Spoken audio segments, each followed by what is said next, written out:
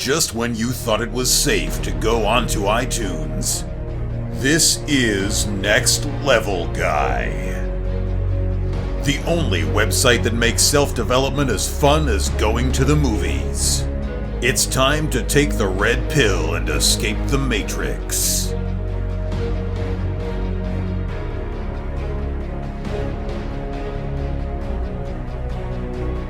What's happening, guys? It's time for another episode of the Next Level Guy Show podcast with your favourite tutor, Ian Dawson-Mackay. Next Level Guy is a go-to men's interview, interest and improvement website where I quiz the experts to find out the hacks, tips, methods and protocols that you can implement in your own life to take it to the next level and live happier, healthier, wealthier, sexier and so much more. Today's guest is AJ Jacobs. AJ is a writer and a human guinea pig. He's written 4 New York Times bestsellers that combine memoirs, science, humour and a dash of self-help. AJ is famous for undergoing intensive, deep dives and long-term challenges where he undertakes something or investigates something as thoroughly as possible, such as following the exact rules of the Bible for 1 year or thanking every person involved in his morning coffee, that's every single person who's involved in making or brewing or selling or advertising and so much more of his morning cup of coffee, regardless of how small they are in terms of their involvement in the role or how costly or difficult it was to source them. It truly is an amazing bit of work. However, apart from being fantastic reads, AJ's books are about more. They're a motivational tool that show you that you too can change. You're not the story that you were told by your family, by the voices in your own head, your upbringing, your education level, or whatever other shite the negative demons or people in your life are telling you. AJ's fantastic work shows you that everybody can change, about how the joy of life is about looking deeper and discovering for yourself, as you will never know how it can change your life and what journeys it can take you on. So we can all make changes in our lives and become more investigative and open to experimentation and discovery in our lives. So listen to this expert to discover how you too can benefit from a life of experimentation and discovery and hit that next level in your life. And now, let's get to the interview. Now, it's an absolute joy to have you on. You're an absolute legend in the scene of transformation, experimentation, really living the challenges you set yourself. But for people who don't know the name, could you just give a quick intro, if that's possible, into who AJ Jacobs is? Absolutely, and thank you for that lovely intro yourself. It's a joy to be here. I am a writer, and most of my books have been these human guinea pig experiments. So I'll try something out for a year and see how it changes me for the better, maybe for the worse, and try to adopt the better. So I lived by all the rules of the Bible for a year. I tried to be the healthiest person alive for a year. I recently thanked everyone who had even the tiniest role in making my morning cup of coffee, which turned out to be over 1,000 people. Because you've got not just the farmer or the barista, but also, the people who drove the coffee beans, who designed the logo. It was all about how interconnected everything is. So that's it. I try to do these experiments on myself, and sometimes they're delightful and sometimes they're painful, but they're always interesting learning experiences, and I try to share that with readers. Well, I mean, I particularly love your writing style. You've got a very sort of funny, outgoing, sort of love for life kind of attitude. And, you really go into these sort of deep immersion sort of projects. But if we go back to like little AJ, were you an inquisitive child? I've heard you mention in other interviews you didn't particularly like your childhood. Do you think that was like a motivation point to kind of go to start trying these transformations, and you've just enjoyed sort of jumping into things and learning? Yeah, that's a good question. I like it. I feel like I should lie down on the couch. Uh, yeah, I mean, I didn't have a terrible childhood. It's just, I was the usual socially awkward, nerdy guy, and I would say I did always have, though, curiosity that, I may not be the smartest person in the room or the best looking, best athlete, but I do feel on the bell curve of curiosity, I am on the far right hand side. So I read everything I could read, and even as I remember in high school, for instance, the Scientology Center was about 2 blocks away from my house. So I remember spending an afternoon investigating, just hanging out at the Scientology Center. And it was a bizarre experience, and I did not become a Scientologist. Uh, and I don't endorse their theology. However, it was awesome because it was like an anthropological adventure, and so that is something that I've always had. And was there? Can you think of a particular reason that made you sort of drawn to finding out more about that? Where was this sort of natural curiosity from? Were you always that kind of kid that wanted to know where rain came from and all these kind of things? Because a lot of kids nowadays just want to play sports and they don't really they just Google things if they want it. But what made you Right? want to kind of be the person that wanted to see the connections, the finding, the puzzle of life, so to speak? Yeah, I'm not sure what it is. I mean, first of all, I wish I had Google growing up. I mean, God, that would have been amazing. We had to go to the library. We had microfiche. Maybe I don't think a lot of your listeners know what microfiche is. But anyway, I think curiosity is partly you're born with it, but partly it can be nurtured. And I once interviewed Alex Trebek, the host of Jeopardy, and he had a quote that I loved. He said, I'm curious about everything, even things that I'm not interested in. So even things that he has no interest in, he's curious about. And I kind of get that. It doesn't make a lot of sense, but I kind of get it. Because I do think anything can be interesting once you start to dive in. In fact, I've often thought it would be an interesting challenge to take something that's stereotypically the most boring topic, like I don't know whether that's accounting or whatever, and then just spend a year diving into it. Because I'm sure that once you get into accounting, like there's fascinating controversies and scandals and grand philosophies and ethics. So anything can be interesting. I can imagine my social life would be a struggle to make it interesting, the way things are going.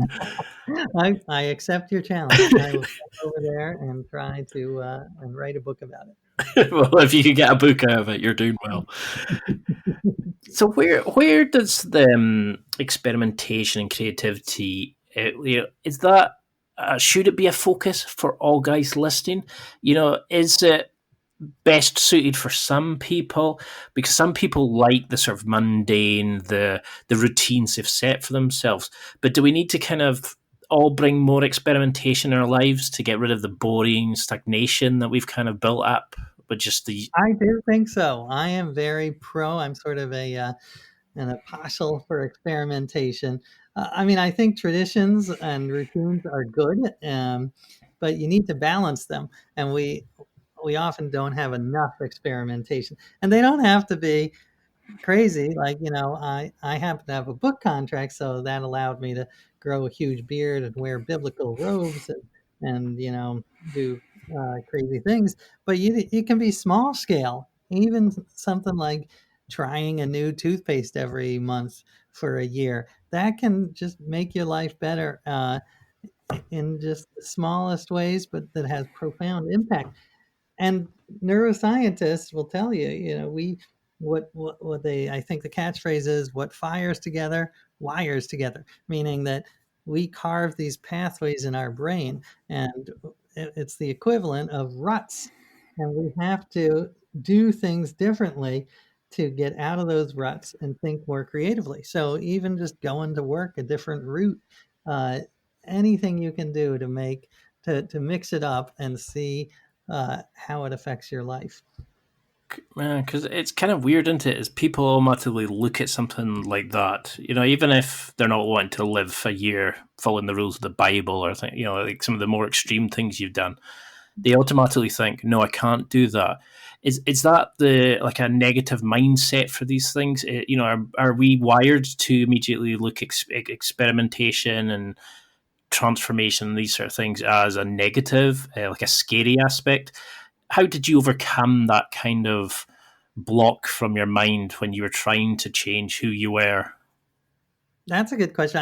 I think I'm a big fan of the whole fake it till you make it, fake it till you feel it. And I've seen this in a lot of my experiments.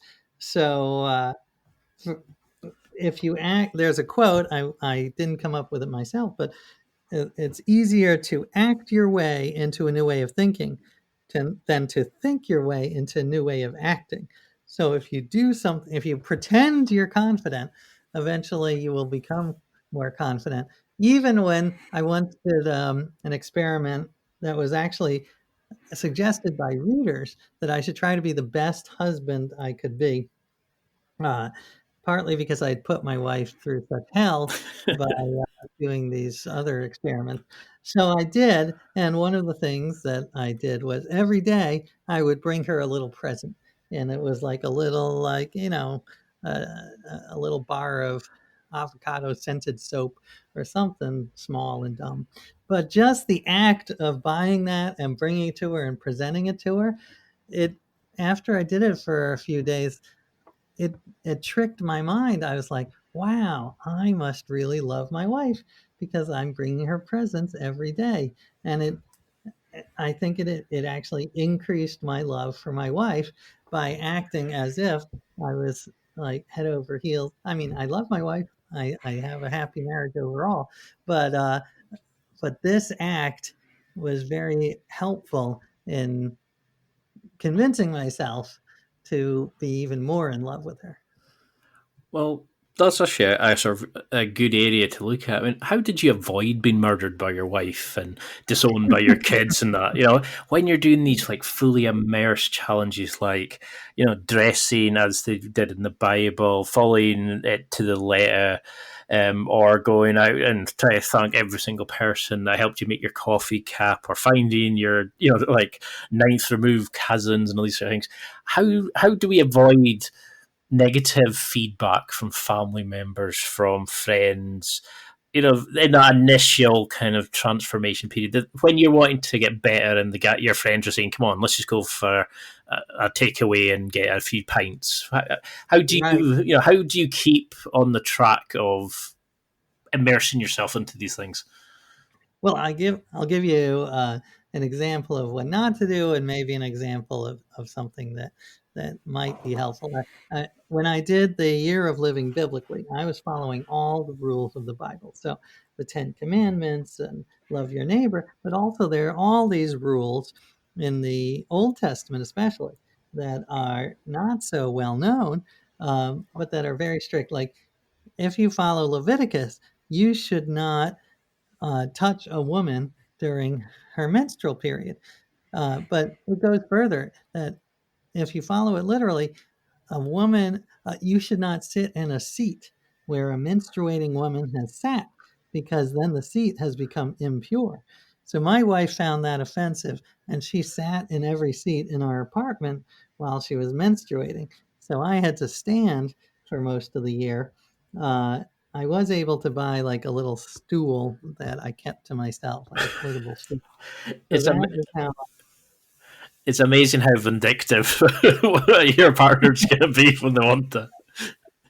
Well, I admire her. I think that was one of my favorite things she did. So I That's a fully genius thing to do to get your own yeah. back. So that there are times that it drives my family crazy, but I think when you can bring friends and or family along on your adventure, that is the ideal. So yeah, because when you're doing a transformation, a lot of times you're doing interesting new things. That's the whole point. So my current book, I'm trying to is about puzzles, and I'm trying to sort of learn what can puzzles teach us about living a better life. And so all kinds of puzzles, crosswords, jigsaws, logic, mazes. And I have tried to solve the hardest versions of these puzzles. And I've been, whenever possible, take my family along. So we went a couple of months ago, we went to Spain to compete as the United Team USA in the World Jigsaw Puzzle Championship. And so we were with 40 other countries, and we had to put together these puzzles as quickly as possible, and we did. We came in second to Awesome. last. Oh. That's my wife's joke, but I stole it because I think it's true. Yeah, we were terrible. We sucked, well, not as badly as Portugal. Those guys are an embarrassment. But we did. We came in second, but it was just such a blast uh, doing this weird adventure with all these people who, like, they practice jigsaw puzzling for 3 hours a day. We did nothing of the sort, but we just had so much fun interacting with this tiny slice of life that I never knew existed. But these people are so passionate about it. It's wonderful. So whenever you can take them along on your adventure, I think that will sort of mitigate the annoyance. And is that a big part of the actual successful mindset? Is it has to be positive? It has to be something that you enjoy. Are you? Do you lean towards? I'm trying to think of the psychologist who said it. It's like that positive emotion, Yeah, basically anchors to the brain. yeah. Well, I think uh, the hope is that overall it's a positive experience, but nothing's going to be completely positive. So there is some sense that you have to, you know, sometimes you have to suffer to. And let me think of an example. Well, I mean, the health one, for instance, there was a lot of suffering in that one because I tried every diet known to humankind. I tried, every workout, including the paleo workout, where you work out like cave people and crawl around the park, and in your bathing suit and throw logs and stones, and it was hilarious and ridiculous. But I will say one thing I did learn from that health experiment is exercise is important. Unfortunately, the doctors are right about that, but you can do exercise that you like. So don't I just do not like the gym. So I just don't force myself to go. There are things I enjoy doing. I like walking. So I walk on my treadmill much of the day. I have a desk set up so that I'm like answering email and making phone calls while on my treadmill. I would be doing it now, but sometimes I start to breathe heavily, and I didn't want to alarm your listeners, so I'm not on the treadmill now. But yeah, in the end, you have to do the kind of exercise you enjoy, or you're never going to do it. And is that that's something I wanted to sort of touch on was the consistency sort of muscle. I think the gym ones call it. How do you keep that going when the initial challenge? Because as you started, you were maybe it's a struggle to kind of adopt the new mindset, do the like let your beard grow, follow the exact rules of the Bible when the social norm said to do X, Y, Z. How do you build up the consistency? How did you have a framework of approaching these challenges, like research it and then just fully immerse in, or do you gradually build your way into it? Yeah, that's a really good question. And I have a bunch of strategies that I use to try to be more consistent. And I'll tell you them in case they are helpful. Uh, one of them is miniature goals. So I do this all the time. Like with the treadmill, sometimes I just don't feel like going on it, but I say to myself, well, you know what? I'm just going to put on my sneakers. I'm not going to promise myself I'm going to get on the treadmill, but I'm just going to put on my sneakers. And then once you do that, you have a little bit of momentum. And then you like say to yourself, well, I'll just get on the treadmill for like 1 minute. And if I don't like it, I'll just get off. But once you're on there, you have a little momentum. So mini goals, I think, are crucial in anything in work.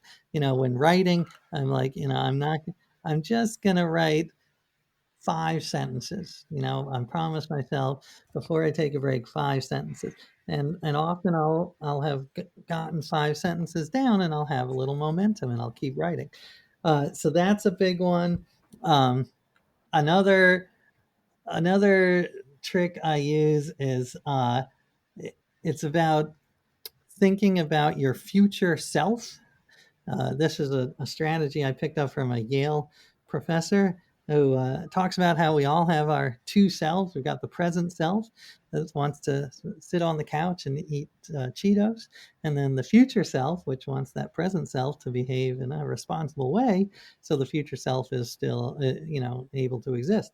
So the more you can think about, treat your future self like a friend, like you would a friend. Treat him with respect. And uh, I even printed out. There are studies that show if you take one of those aging software and put your face on it and print it out, just like looking at your future self can be motivating, a little creepy perhaps, but and not everyone needs that, like the visual, but I actually like having a picture of my future self. And when I'm trying to make a decision, I'm like, you know what? I should treat that guy with a little respect and try to make sure that, he's around. I want him to be around to see my kids get married or whatever. So those are Uh, two strategies for consistency. That's brilliant because it's a really good way of looking at it. Is because when we're young, or like even up to 30, 40, 50, we never really think about our mortality, do we? We Mm, always look at ourselves as indestructible, that we've always got time, that we could always do X, we could always get the girl, we could always win the fight, mm. that we're always going to be the guy that can jump like over houses and cars and run run faster than Usain Bolt and all that. We never really like to think that we're going to break down and we're going to become old. And it's was it memento mori? It's like, remember that you're going to die. And it's there's that thing. I don't know if you ever done it, where I think it's 80 birthdays they reckon you have, Mm, and you work out on a grid. The like each grid square is a week of your life, mm. and then you shade them out as you go along, and it's terrifying when you see how much of your life's been used up. Wow, that's I'll see. interesting. I'll see if I can find it and add a link to the show notes, because it really is a scary reminder that I know not every day is a given, but when you think the average person, 75 to 80 years, and it goes in the blink of an eye. Right. Yeah, I'm a huge fan of Memento Mori. And in fact, I have a little on my laptop desktop screen. I have a little picture of a skull, and not a scary skull because I didn't want to be.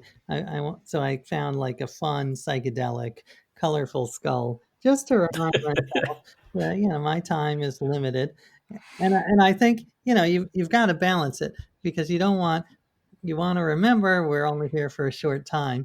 Uh, but you don't want it to blend into YOLO, where like you just do whatever you feel like, regardless of how it affects other people.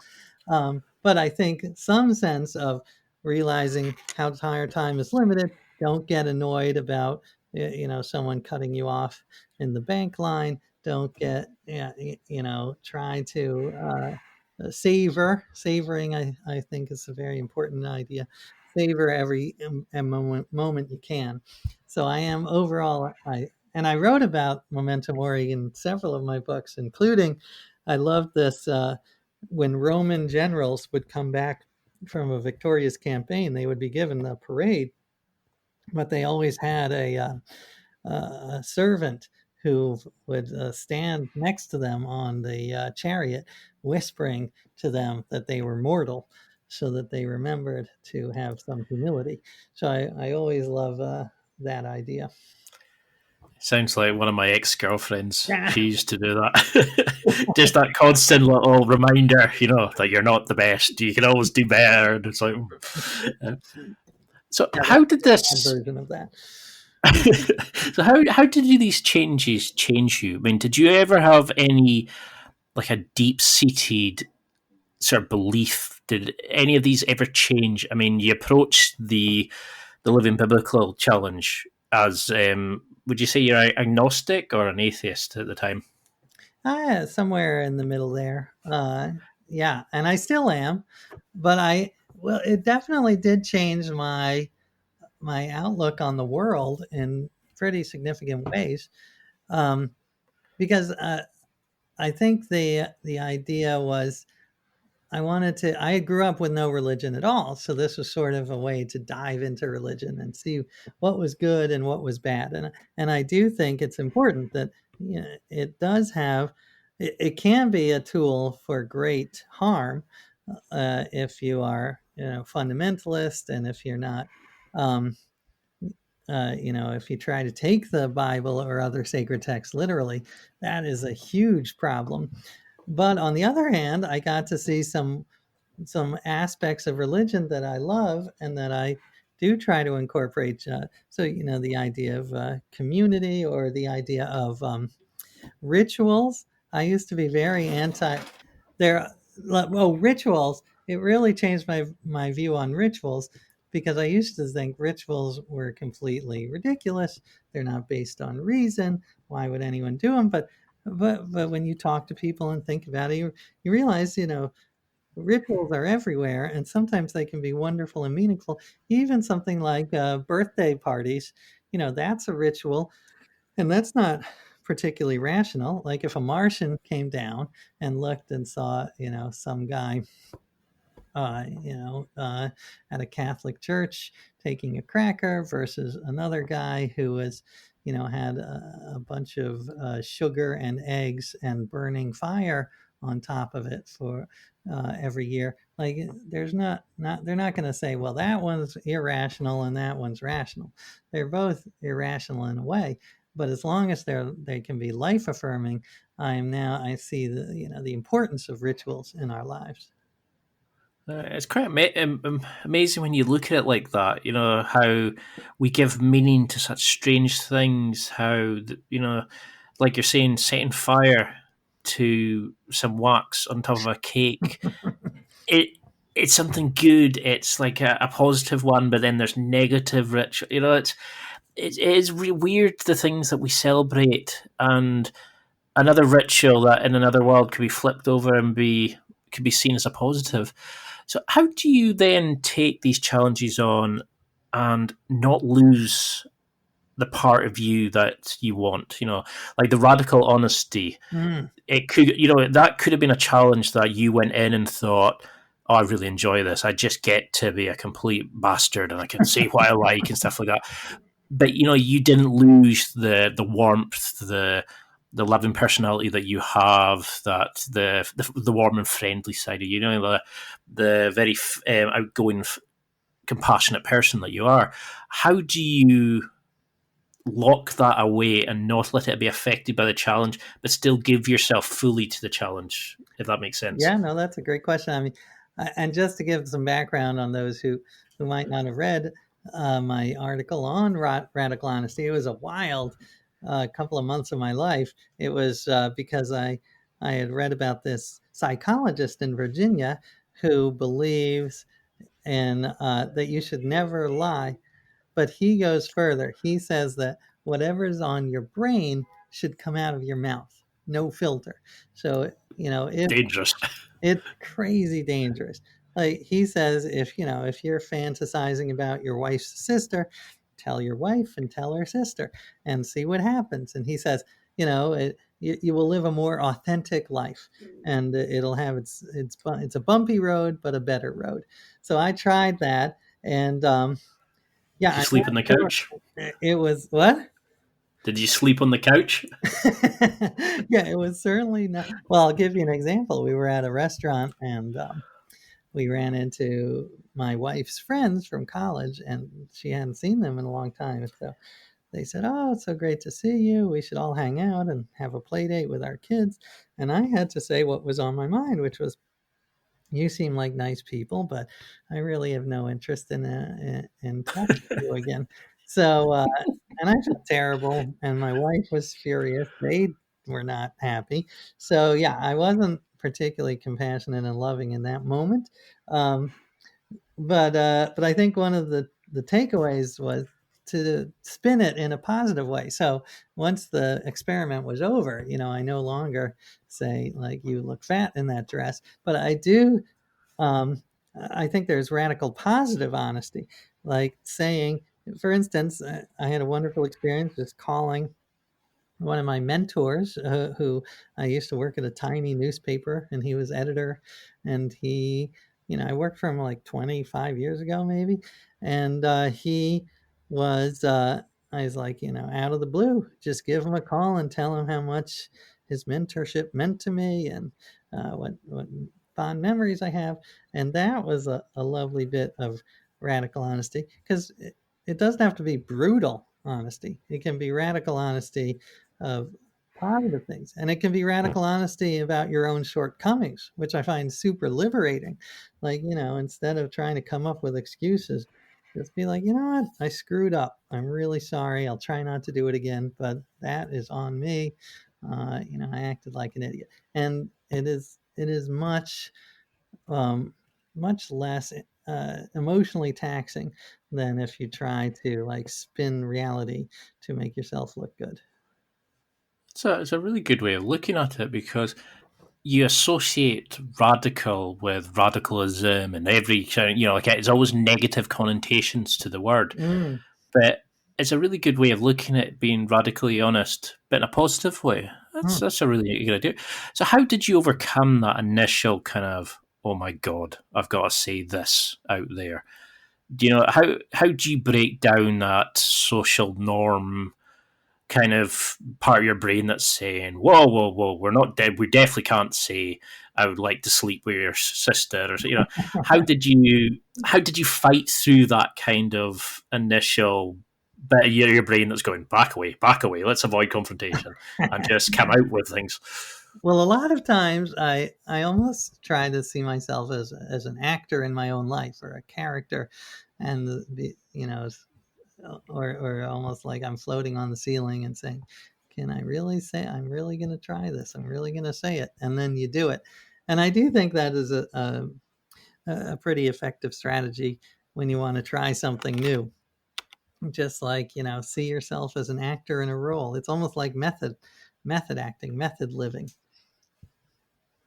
Because I think that's something we need to do more of, isn't it? Is actually be more honest. And some people would call it, be more radically honest. But some, like, even just, we need to stand up a bit more and say what's on our mind. And I think a lot of guys become sort of beaten even, and kind of don't live to their true potential, or don't live happy because they never say how they really feel. And that's a good way of getting to the point where you say how you feel, and then you maybe dial it down a bit when you stop the challenge, but you get to a point where you can kind of go and say what's on your mind and express yourself and be true to what's internal and what you're saying external.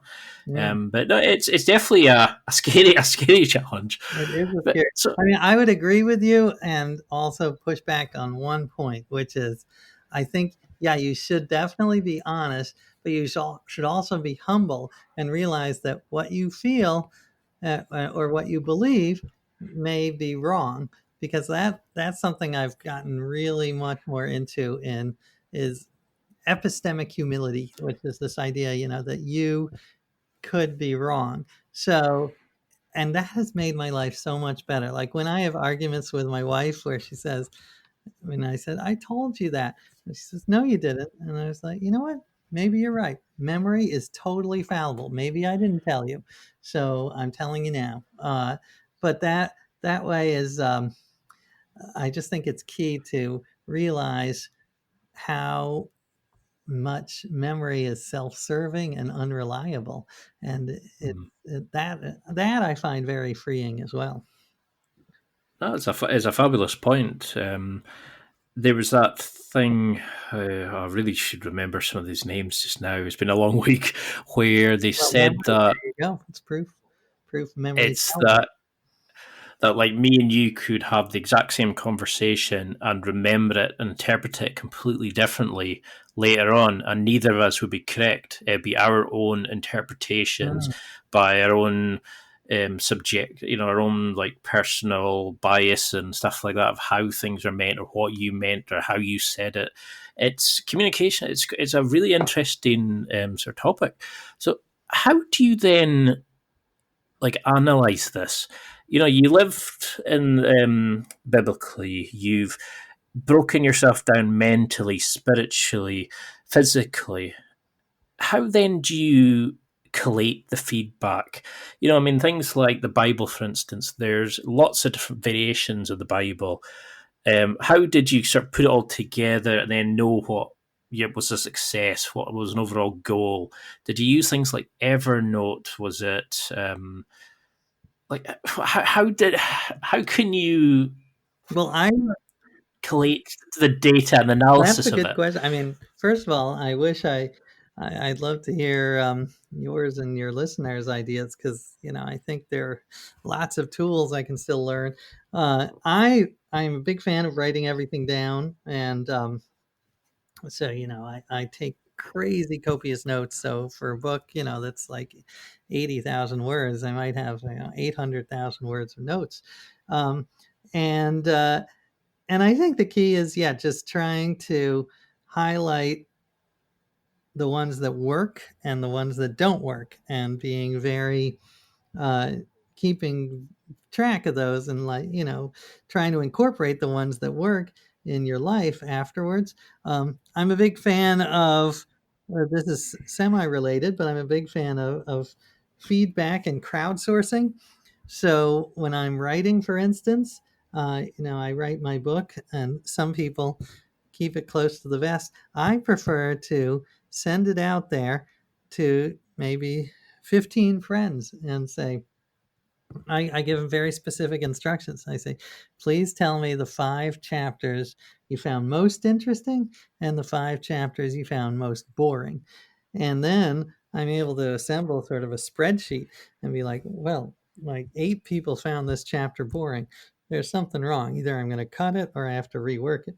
But 6 people said that this was their favorite chapter. I better keep that. So I think focus grouping is overall an underused thing for writers. Now, let's just take a quick break here to give you a quick note about my affiliates. I've set up some awesome deals with some amazing companies. If you go to www.nextlevelguy.com/affiliates, that's www.nextlevelguy.com/affiliates, or click on the affiliates deal in the blue ribbon at the top of the website homepage. You can go straight to my affiliate wonderland. There you'll find so many special offers, listener exclusive deals, and discount codes available. There really is something for everyone here. It doesn't matter if you're buying for yourself, a special occasion, or someone else in your life. You can find whatever you need there, and so much more. There's a lot of inspiring companies and interesting products you might not have seen before. Page features companies like Onnit, Amazon, MeUndies, Barbell Apparel, Dollar Shave Club. There's stuff there that can help you with dating, sport and equipment. There's tactical gear, there's outdoor equipment, there's gadgets and gizmos, and so much more. If you need it, it's there, and there's stuff there that you never even knew you wanted, but you'll definitely need it when you see it. Simply go to www.nextlevelguy.com/affiliates and enjoy. Please note, I don't receive any information on you or your purchases. All I receive is a small commission from the company or the business as a thank you for sending you to shop with them. This doesn't affect the price you pay, but it helps me to develop and expand the podcast by using the affiliate sales commissions to then expand on the podcast. So I'm extremely thankful for you to taking the time to spend your money via my links. You're helping me make this podcast bigger and better each week. I'm becoming a better person by doing so by using these amazing products. Simply go to www.nextlevelguy.com/affiliates and enjoy. And now let's get back to the interview. No, I mean, because you've got a fantastic writing style. You can see your personality come through in your writing, and I always enjoy reading whatever you're putting out there. But one of the things I loved was your infamous one when you actually hired personal assistants to run your life and do all your communications and chat. And there's a sort of two-part question to this. Do you think technology is a good way of using these like transformation experiment apps, like these kind of habit changers and things like that? And also, how did you find, like, instead of using focus groups and stuff like that, using assistants and stuff like that? any tips? Should people use assistants? Did you find it a success in the end? Yeah. Well, this is a long time ago. So before virtual assistants became an actual phenomenon, uh, 'cause this was like maybe 15 years ago. I read about outsourcing companies that were like banks and law firms that were outsourcing their boring tasks. And I was like, I don't have a bank or law firm, but I've got things that I'd like to outsource. So I thought, why not outsource my life? So I hired this team of people in Bangalore, India to do everything for me. So they answered my phone. Um, they answered my emails for me. They and they argued with my wife for me, which was fantastic because they were much more diplomatic, and it was good for our relationship. So yes, I am a fan. I mean, ironically, I am not that good a delegator. It's something I'm working on, even though I wrote this piece that sort of went viral for a while and was included in Tim Ferriss's book. Um, but yeah, overall, I am a fan of outsourcing. And wait, there was another part to your question, though. What was it? Yeah, it's more on the use of Oh, right. technology.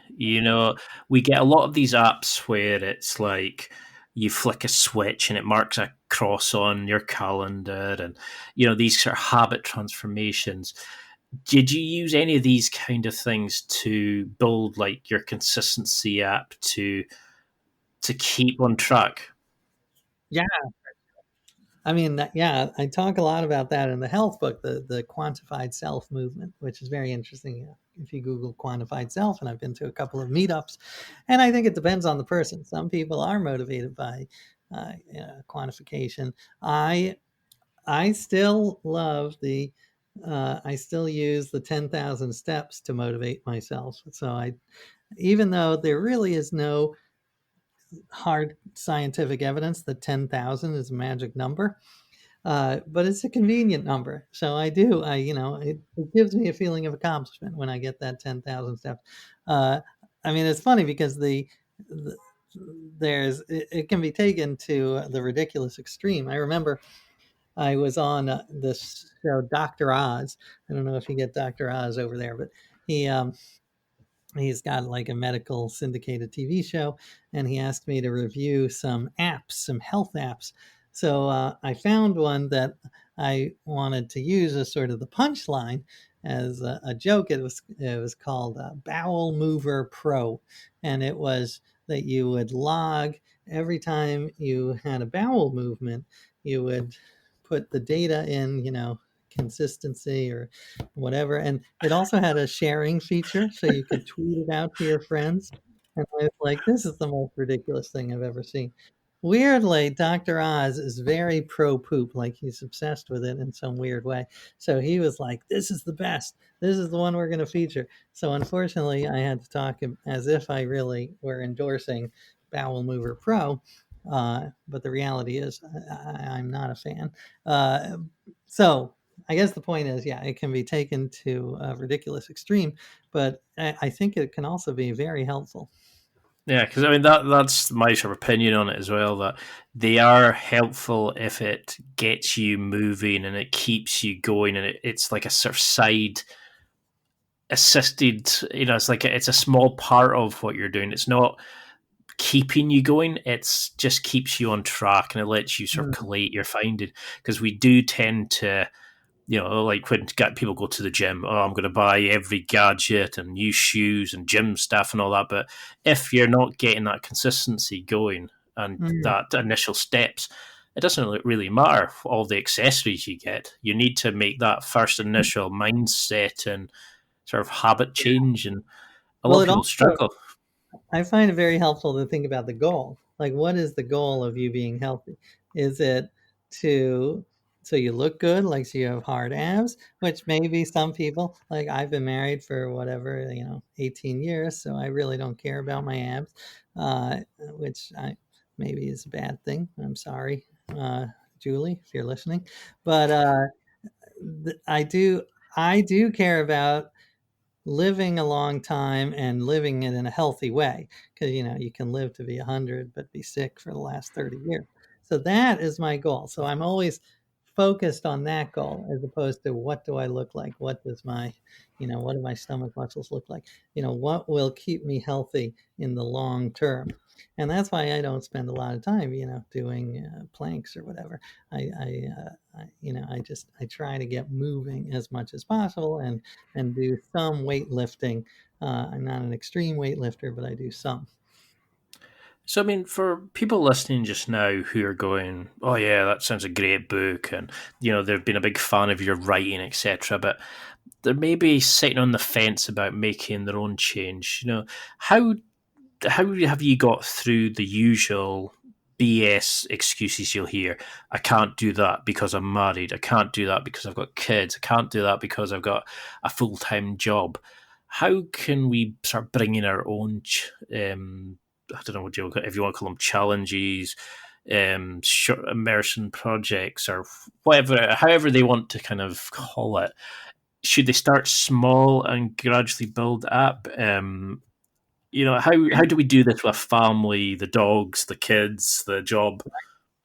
Well, I think just what you said, start small and build up, or don't start small and stay small. That's fine too. I mean, you can do, no matter how busy you can still do things like, try a week without gossiping.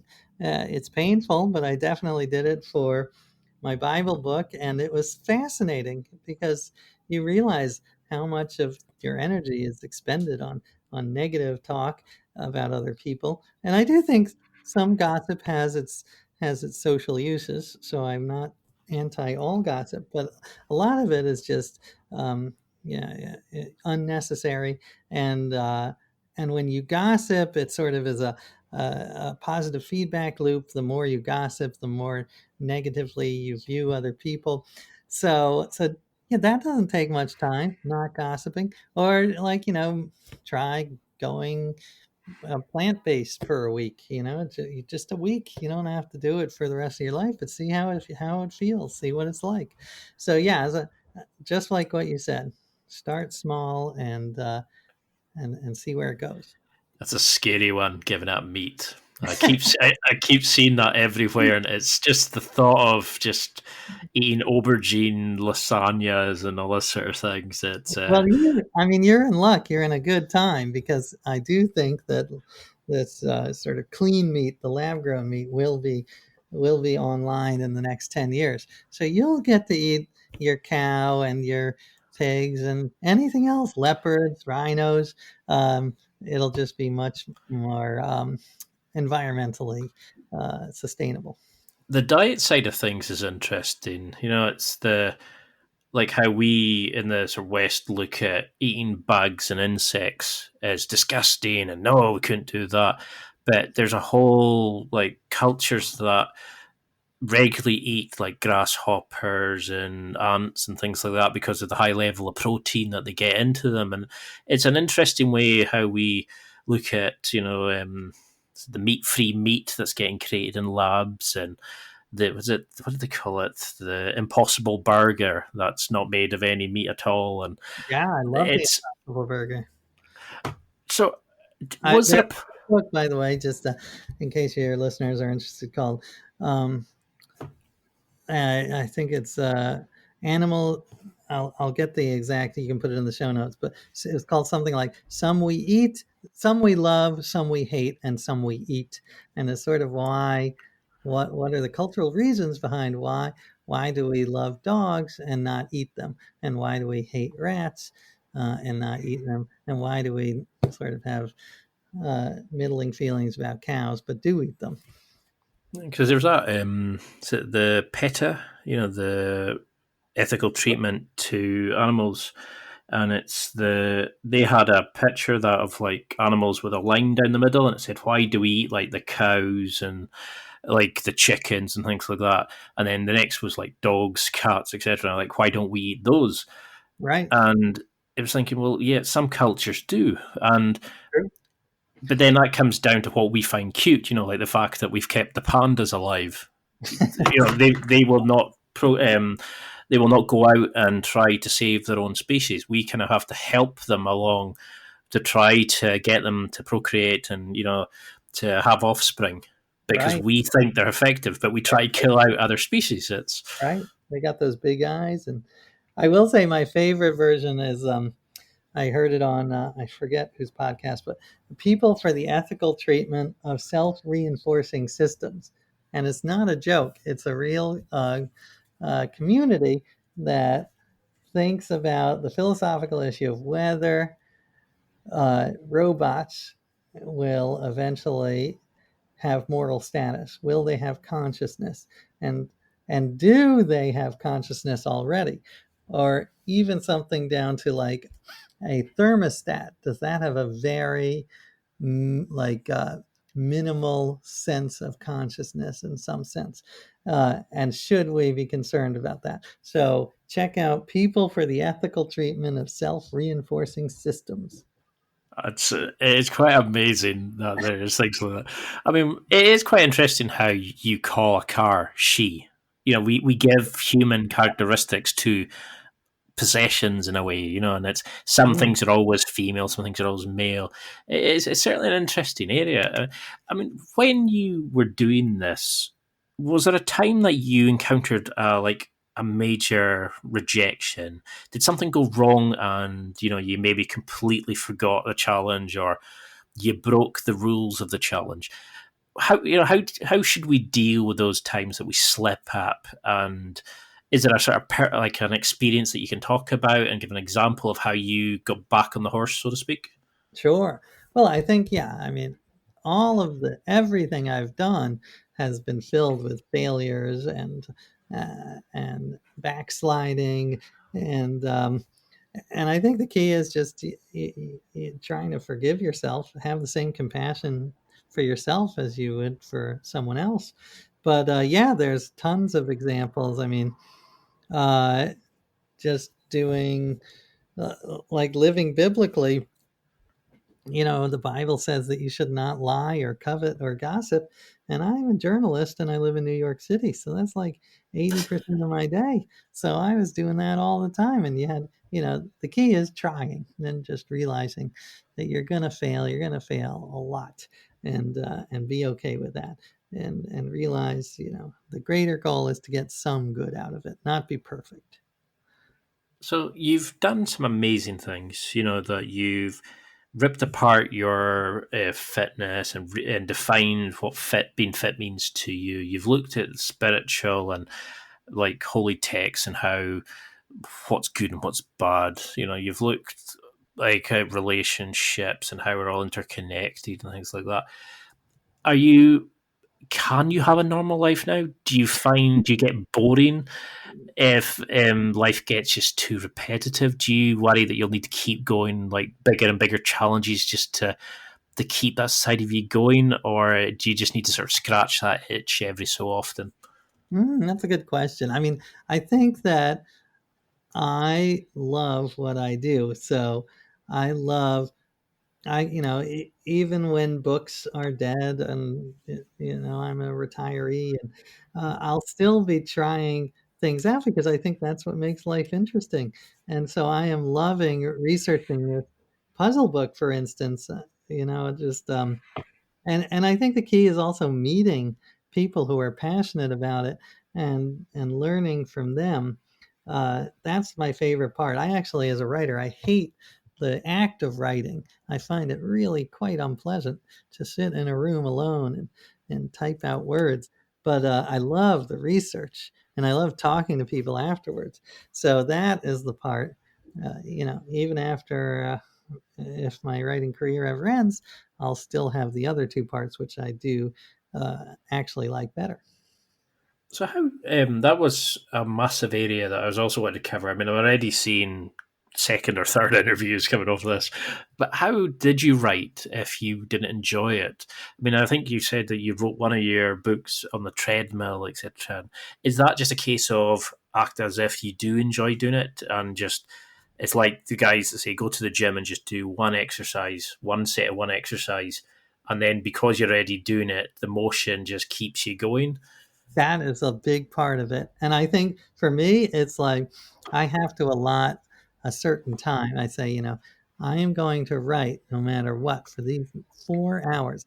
I slot out, turn everything off, 4 hours, and remind myself that the first half hour, maybe the first hour, is going to suck, and maybe nothing usable will come out of that. But if you force yourself to keep going, then you sort of get in the rhythm. So I really am a big believer in that. You got to set a goal for yourself, whether it's 4 hours or you say, I'm going to write 1,000 words today, something concrete, so that you can't just, weasel out of it and go, play, So, uh, play ping pong or whatever.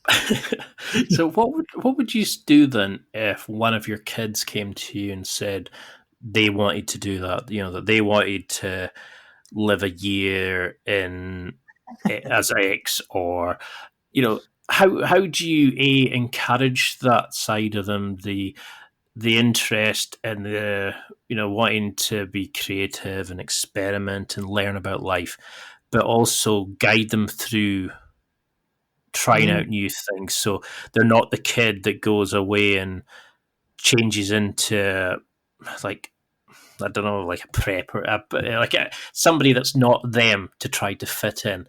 How do you mm, help them find who they are in this kind of world, which is constantly changing with 90 million different options that you can do? How mm. can fathers help their kids as they develop? That's a great question. I would say, I mean, first of all, you got to be careful of what experiment you embark on, because they have, for instance, they have half jokingly, but not really joking, uh, said that they want to do a year of eating nothing but candy. So, that I'm like, Don't well, we all? yeah, I'm not sure what you would learn from that. Would that make your life or anyone else's better? I'm not sure it would. So be careful of what they choose, and then yeah, I would say, eh, I mean, I am a believer in that you can, that we, when people say be yourself, I think that is true to some extent. There are some things that are fixed in us. Like if you're gay, you're gay. It's not like you're going to be converted out of being gay. Um, but a lot of our personality is much more fluid than that. So I think it's okay to change yourself. And for instance, I think that I was born an introvert, but I think that I realized that forcing myself to be an extrovert makes me a happier person, because I get to talk to more interesting people. So I have acted as if I'm an extrovert for so long that I'm 60% there. I'd say I'm 60% extrovert, 40% introvert. And I think my life is better for it. So I wouldn't be, I don't get too caught up in worrying about, like, I'm going to lose myself, because maybe there are parts of myself that I should lose. It's quite an interesting concept of, like, kids. They have that natural curiosity anyway. They always ask, well, why is that? How is that? What is that? Where does that come from?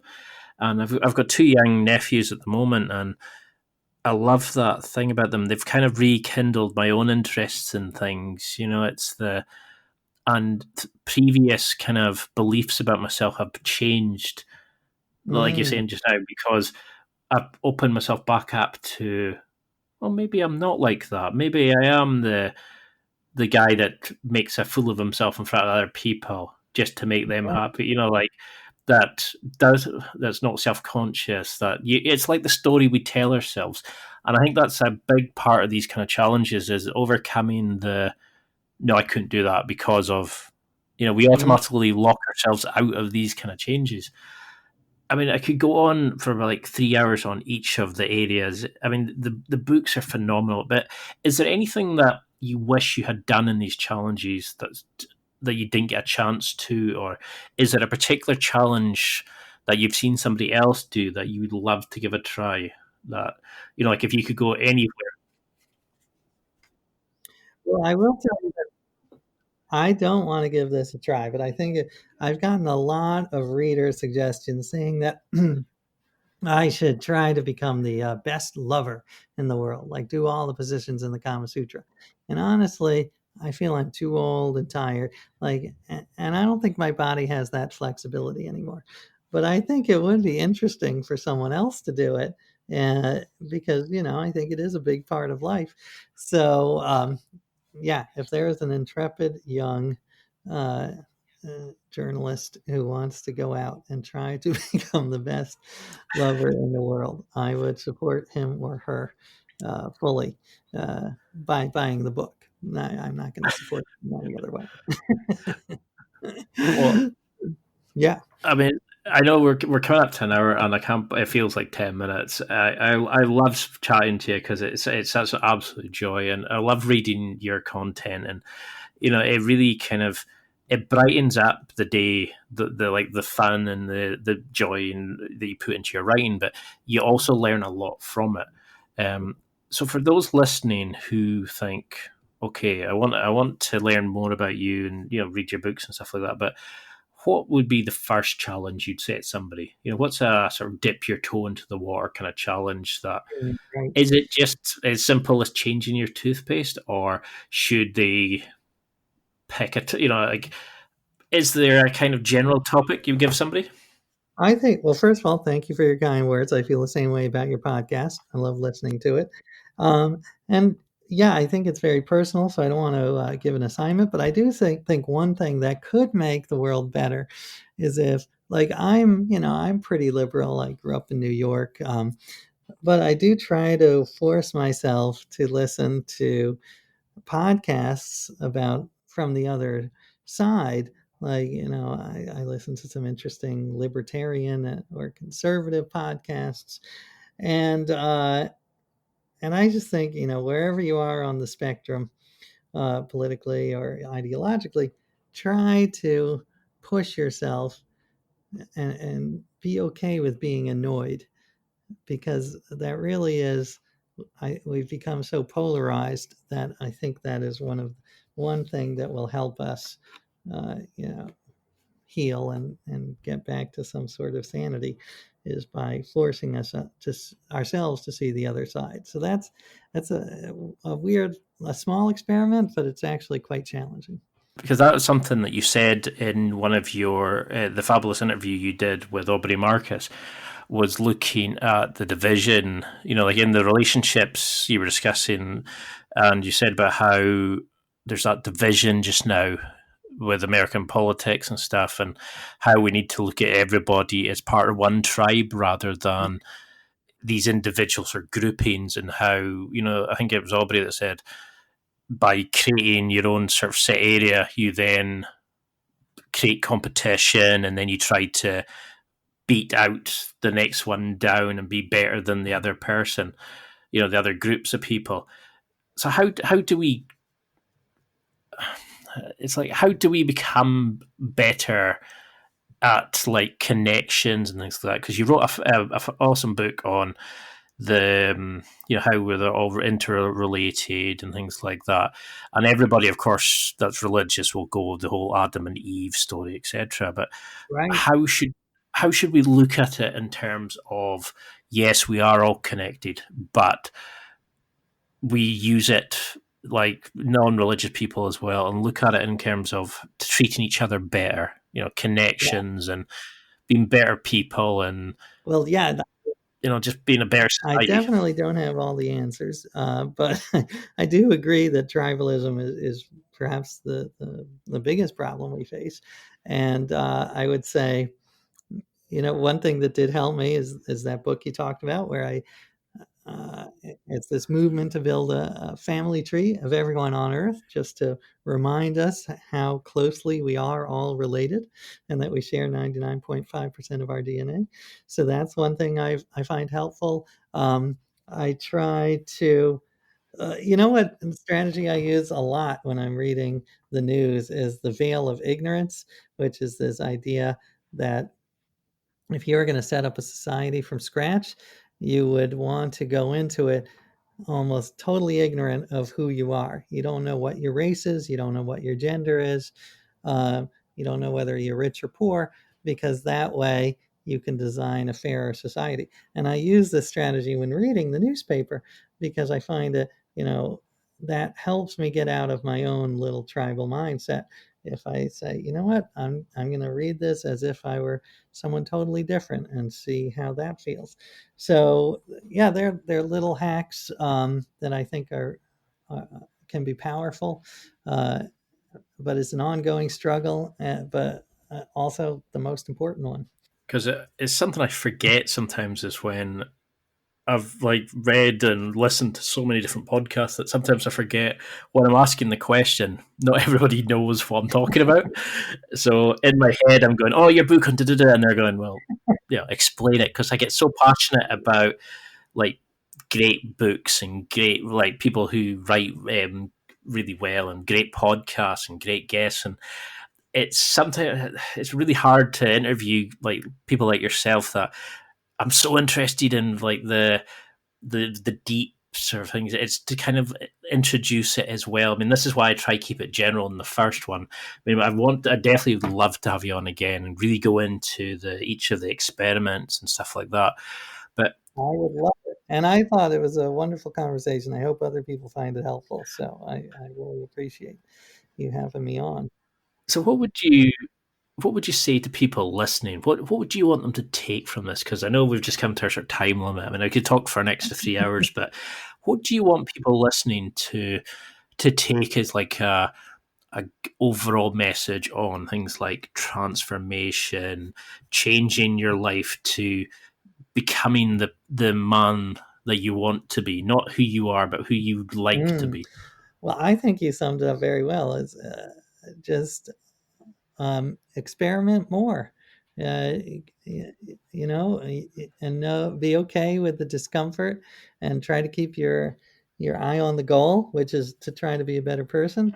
Know that sometimes you're going to succeed and sometimes you're going to fail miserably, but in the end, hopefully, you'll have learned some wisdom.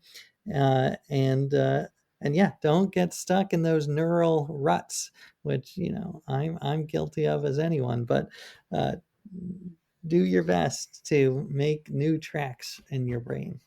And was there somebody who you looked at as a role model for change? You know, was there somebody that could do this that inspired you each, you know, that kind of to get into this? Was there a particular, maybe not a psychologist, but somebody that could go out and just whatever they wanted to do, they would just go for it? Like, was there a role model that you looked up to in this kind of area?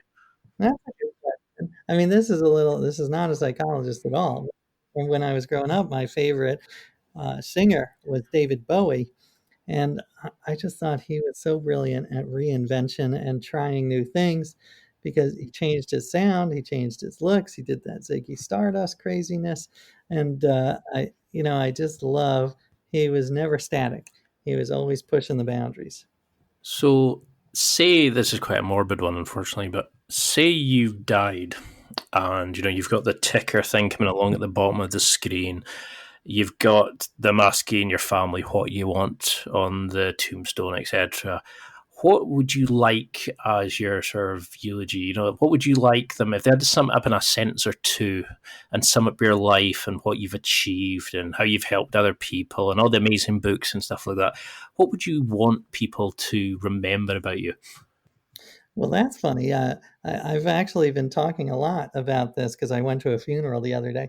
Um, so first of all, I would definitely, as an agnostic, I don't think I'm going to be at the funeral or looking down on it.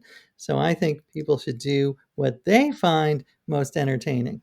So have a good time. Don't dress in black. There's really no need for that. Um, Dress like I do every day in like a sweatshirt.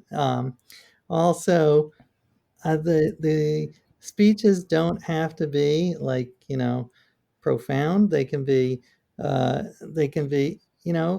someone might want to do statistics, like the number of times that I said a particular catchphrase, or the number, you could do pros and cons of my life, what I did well and what I sucked at. So that's my first note, is have fun with my funeral, because I'm not going to be there. It's not going to help me if you're all somber. Second, I guess the big takeaway is the one that we've said before, is just try new things. I really do believe that the purpose of life is to try to reduce suffering and increase happiness for everyone. So that's the filter I try to live my life through. Now, the second last question I always ask, now this one's going to be a bit weird, because usually I ask, what is an unusual fact about yourself, that kind of really surprises people. Now, we get people who come out with, I play such and such a musical instrument and all that kind of stuff, but you've done some amazingly weird and strange and different things that anything's going to sound like, I don't know. Is there something that, after everything you've done, still really surprises people? Well, let's see. I mean, this, I don't think people know this, but one thing as a father I try to do is to do things, adopt the interests of my kids.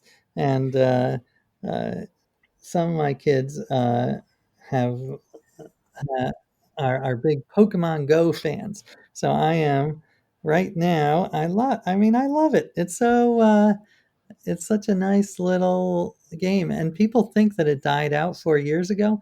It is still going strong. It makes over $1 billion a year, and you would meet this weird community because you go out on these little quests, and you see these people standing on the street corners with their iPhone, playing Pokemon Go, and you have an immediate connection. Like, I'm not going to say it's the secret to overcoming tribalism, but it's a fun little community that you've got, like, this weird connection to people that you would never meet. And you can talk about your own, your little dorky quest together. Because it used to be that kids, like the ones hiding away in the basement playing Dungeons and Dragons and things like that. I used to love that kind of games, and I never found anybody growing up that was into those sort of things. And I think that's the joy that our kids nowadays are going to get, is there is so many different options, and there's always kids able to, like, Pokemon Go and Dungeons and Dragons is cool, and you don't have to just sit and play football and go and listen to music. There's every sort of taste is open. It's great, but then it also opens up too much. So it was a paralysis by analysis, because they sometimes get too many options, and it will be a sort of fantastic sort of next generation. Sorry, that's a bit of a tangent there. Now we.